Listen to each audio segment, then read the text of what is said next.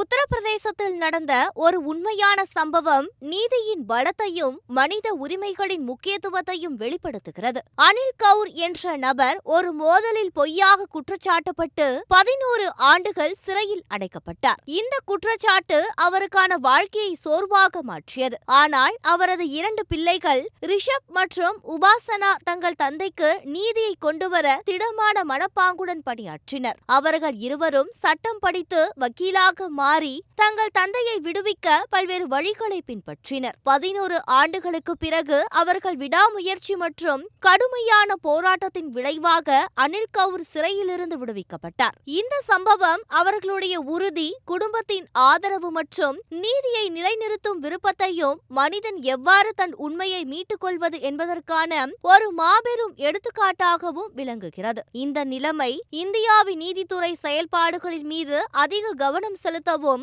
மனித உரிமைகள் மீறல்களை கண்டுபிடித்து அவற்றை சரி செய்யுமாறு சமூகத்தை தூண்டும் விதமாக அமைந்துள்ளது.